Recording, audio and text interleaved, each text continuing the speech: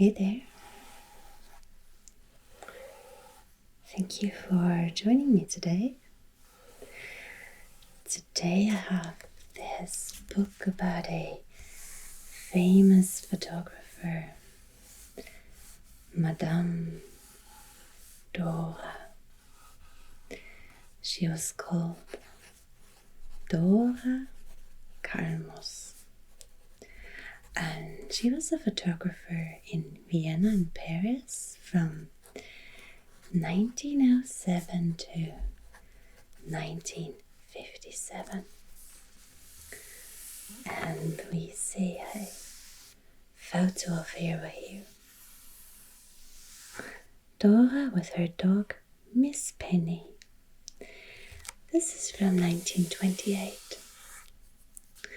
And apparently she really loved dogs. So in the self-portraits in here, she often turns up with Miss Penny. But let's start at the beginning.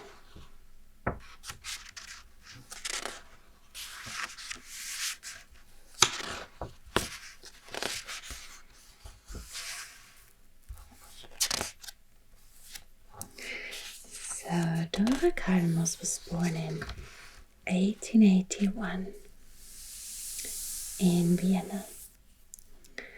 I think it was a typical Viennese family.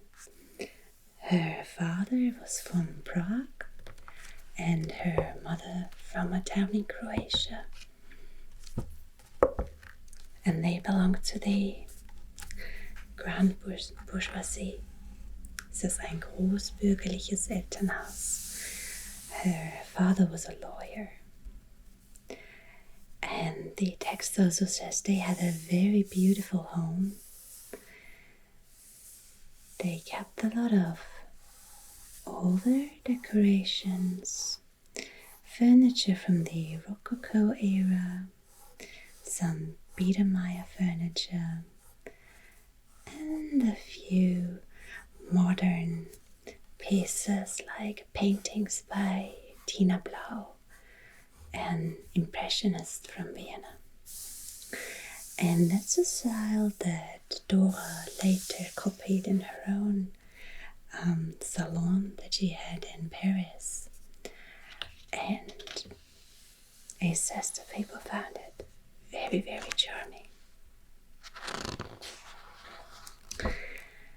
At the time, women were not yet allowed to study photography in Vienna, but it was possible to take courses, which she did. And in 1906 opened her first studio. And she was quite successful. She took photos of a lot of famous people. For example, here we have Anna Sacher. You might have heard the word Sacher before. It's a famous cafe in Vienna, right behind the opera. And they're very famous for their chocolate cake, the Sacher cake. It's chocolate with some apricot jam. There are two different recipes. One that you can buy at the Sacher Cafe and one at the Dimmer. And Anna Sacher here led the cafe and hotel at the time. And she's depicted also with two dogs. They are French bulldogs.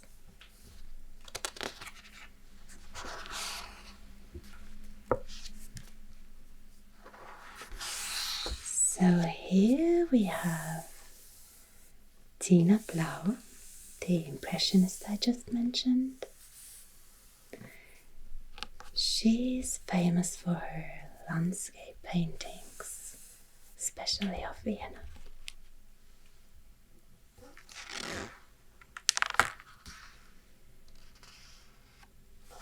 So for once a self-portrait of Madame Dora, not with a dog but with a black cat.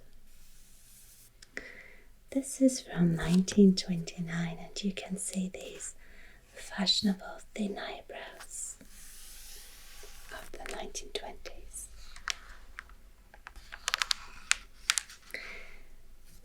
So let's have a look at all the celebrities that she took photos of in Vienna.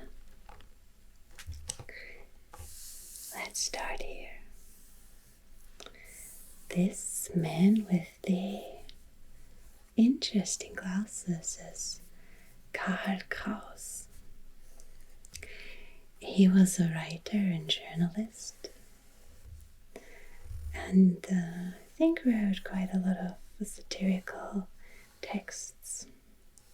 He's most famous for a play that's called The Final Days of Mankind, or The Last Days of Mankind. He wrote that about World War I.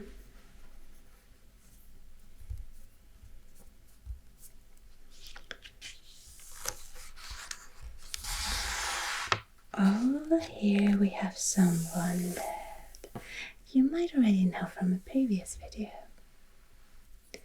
A famous designer of the time, Emilia Flöge. She designed these kind of reform dresses that were, I think, very comfortable to wear, with a sort of wide, loose cut, these strict collars, and they had a lot of these graphic elements. And she was best friends with Gustav Klimt, the famous painter of the Art Nouveau style. You probably know The Kiss, or maybe you remember the landscape paintings I showed you last time. He's one of my favorite painters. Of course, at the time in Vienna you had many very creative people. Not just painters, but also musicians, like this young man here, Alban Berg. He composed in using the 12-tone technique. Now, I am not a musician, and I'm only vaguely familiar with music theory. But I think 12-tone means that you have not a major or minor key like you might be used to, but instead you have 12 tones that you all use in some kind of relation to one another, and all of these 12 tones are equally important in the piece.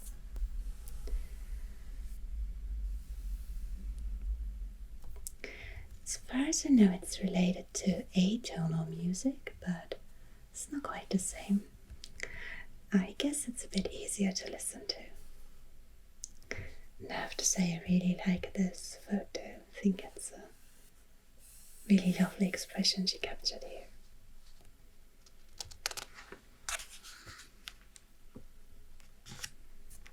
We have some more musicians studying a piece. And here you see that it's the Eigentum des Atelier Dora. So, the property of the Studio Dora.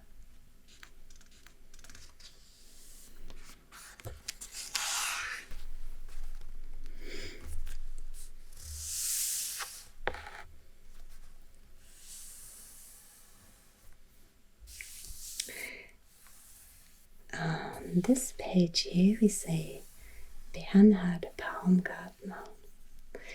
This is from 1911. He was a composer and conductor in Vienna. And there's a name you might know.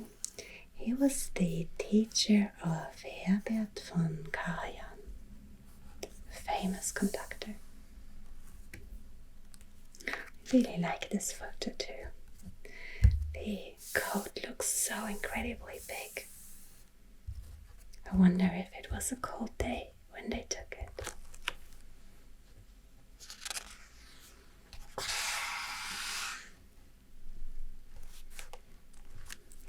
Here we have some fashion photography.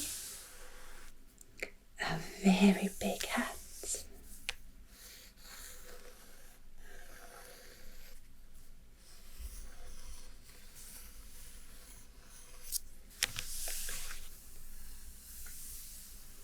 And here was some lovely decoration. It was said that Dora really knew how to bring out people's personality in her photos.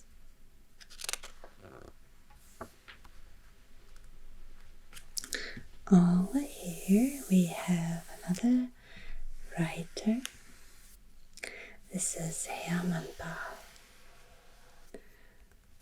And I have a feeling that this outfit that he's wearing might be by Emilia Flöge. It looks a little like one of Klimt's work groups. He was a good friend of Klimt, in fact, and he published a paper in defense of Klimt, because of course at the time it was all quite new and shocking. Bach himself was a writer and a literary critic, and for a few years he was married to this lady over here, Anna Miltenburg. She was an opera singer and good friends with Gustav Mahler, who she met in Hamburg. They came to Vienna together, to the Staatsoper. And Gustav Mahler became director, and Anna von Miltenburg was one of the big stars at the time.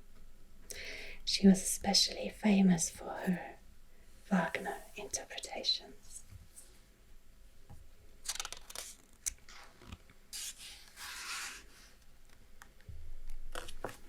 Now on this page here we have Max Liebermann, another painter and famous German impressionist, and I really like this portrait. It's a very expressive face, quite a big moustache.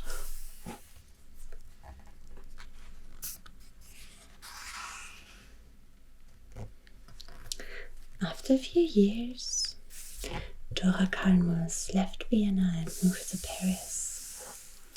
She did a lot of fashion photography there, and I think she was friends with this gentleman here, Henri. He was a singer and author, and chansonnier. And here we have, I think this is an invitation. It says, oui, ronde, à danser et à chanter. Here in German, acht französische Reigen. I think Reigen translates to something like circle dance. because it says here circle for dancing and singing. And it is dedicated to Madame Dora. À Madame Dora, hommage affectueux et reconnaissant M.H. Marguerite. Avec accompagnement de piano ou de guitare, répertoire Maria Delvar Marguerite. Noté par Marguerite, harmonisé par Teddy Grünberg. Klavier- oder Gitarrenbegleitung aus den Vortragsabenden Maria Delvar Marguerite. Von Marguerite gesetzt, harmonisiert von Teddy Grünberg. Okay, es heißt hier Verlag und Eigentum des Scharfrichter Verlags Leipzig. So maybe this is a publication of his music.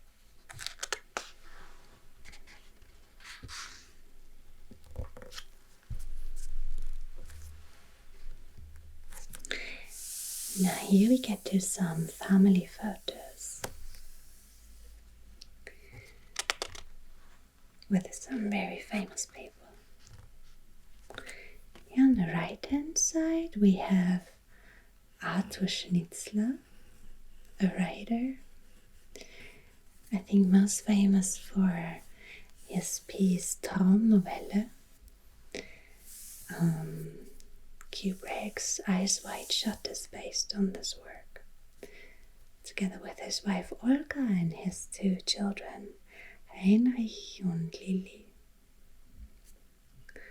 But the more famous couple is probably here on the left. Here we have the last emperor of Austria-Hungary and the empress. But this was before they became emperor and empress. This was in 1915. Erzherzog Karl, Erzherzogin Zita mit ihren Kindern Otto und Adelheid. So the Archduke Karl, the Archduchess Zita, and I think this is Otto and this is Adelheid. Now, of course, at the time, you often had these family photos with established poses and arrangements.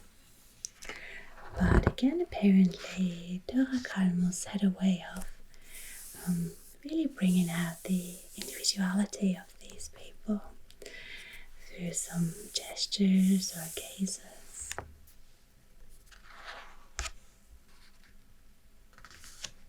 I think this is quite lovely.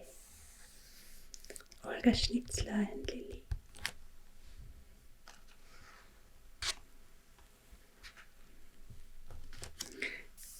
Here we have another portrait of the Habsburg family. This is Archduke Franz Salvator with his 5 daughters. I think it looks really lovely, with very charming expressions.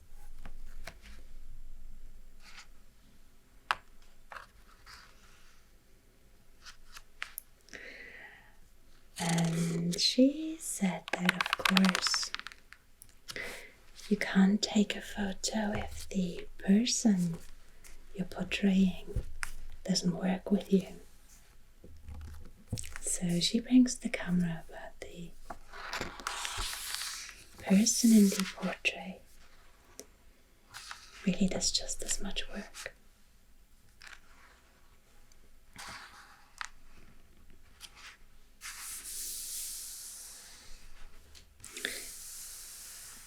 Here we have another actress, Sibylle Binder.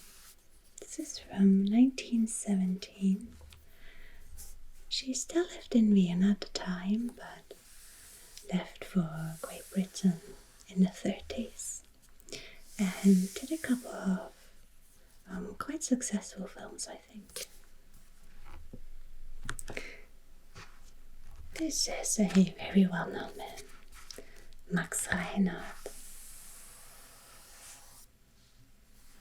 He was a theatre and film director and the founder of the Salzburger Festspiele, the Salzburg festival that happens every year until now.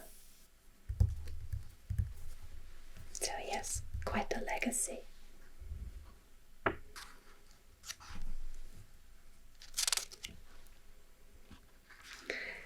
Now, like I said, she also did some fashion photography. And I've already mentioned that the Wiener Werkstätte was very influential at the time. It was a collaboration between different artists, among them designers. And one of the designs was this very stylish bathing suit. I'm not sure how practical it is for going into the water, but it certainly looks good for walking along the beach.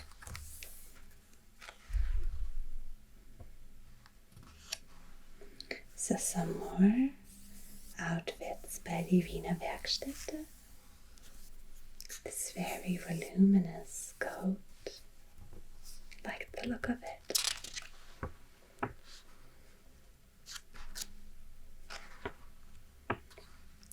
An evening dress. You can tell they like these patterns. It's a beautiful 20s outfit.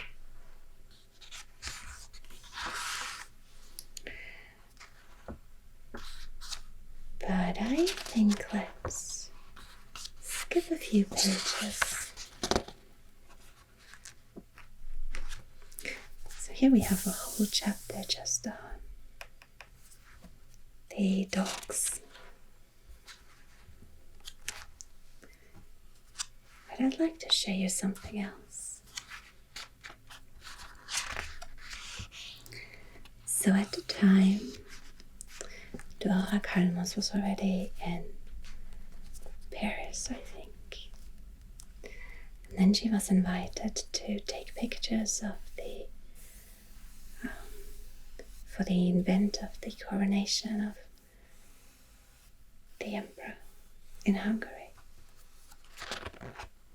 And she was asked to come to Hungary to take these photos. Because of course people were reluctant to travel very far with these outfits and their jewelry.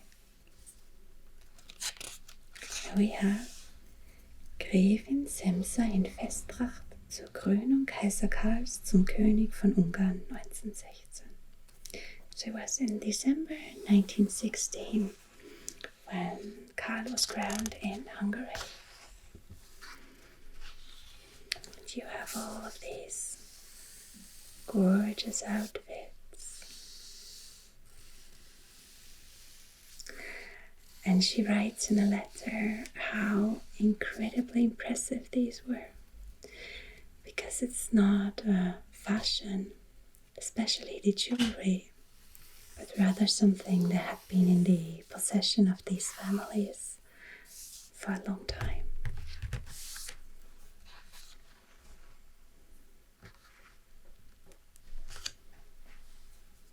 You can see here these shoes with a beautiful pattern. Don't know how comfortable they are, but they kind of look neat.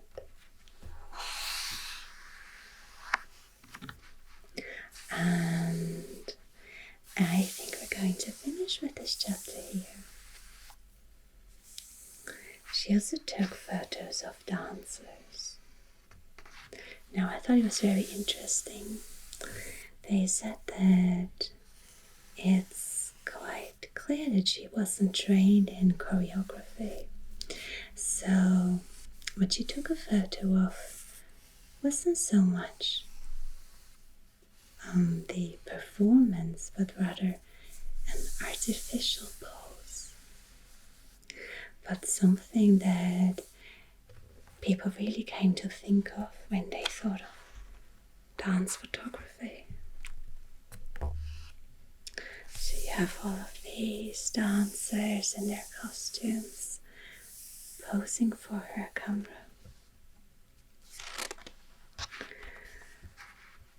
There were other photographers at the time that took more dynamic photos, but something about the way Madame Dora managed to capture these dancers in her photos was just very special. And many famous dancers had their photo taken. Probably know this lady here, Josephine Baker. And I really think that these just look so fascinating, so dramatic, especially with this strong makeup.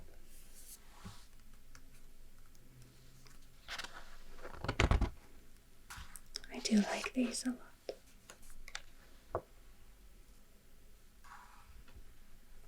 She was active until the 1950s, and you can tell here that her style really changed in the 50s.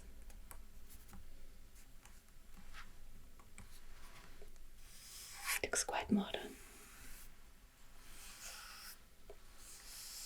It does say in this book that it's impressive how many different techniques she used, how many different types of cameras.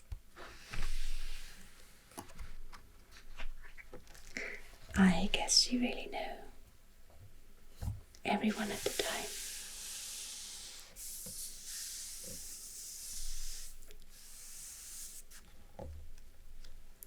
So,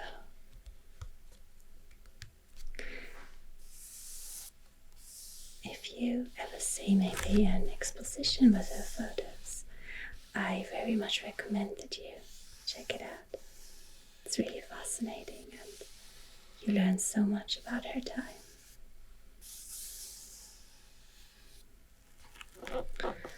But for now, I think we're going to close this book.